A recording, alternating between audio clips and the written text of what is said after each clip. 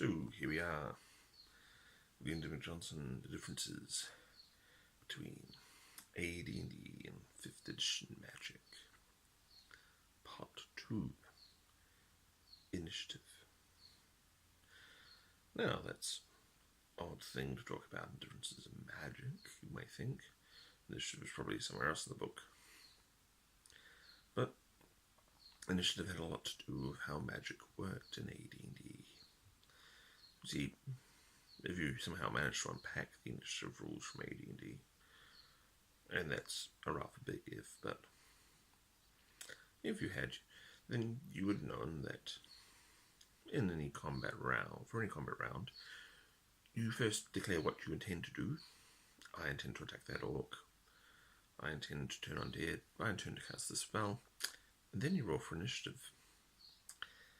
And if the enemy gets an attacking on you, or manages to grapple you, or otherwise inconvenience you before you cast your spell, then your spell is lost. It's wasted. It does not work.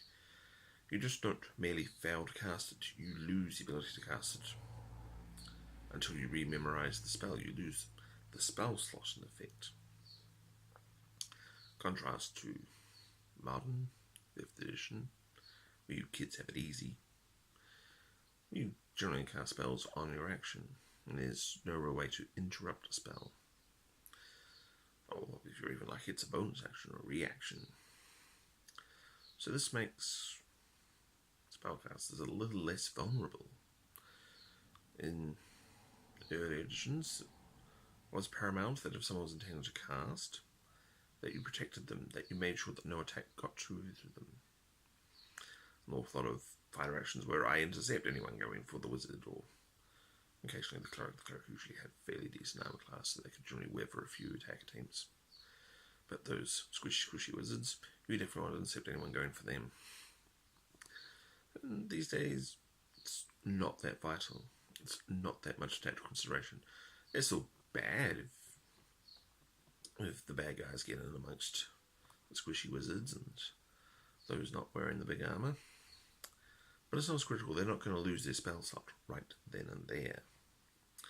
So that's another major difference. It makes them more tactical. You can generally get your spells off in 5th edition, as opposed to early editions, where even getting the cast the spell was a dicey proposition. Which probably helped to explain why back then spells were very devastating. You were motivated to stop the enemy wizard if you saw them starting to cast something, because you knew the result was going to be bad news. These days you can take a more relaxed attitude. Oh yeah, they're going to cast these spells, we're going to cast our spells. And that's lost a bit of the tactical verisimilitude and all that. You know, go, oh yeah, there's a wizard over there, we better stop them, we better knock them out, or jump on them, or something.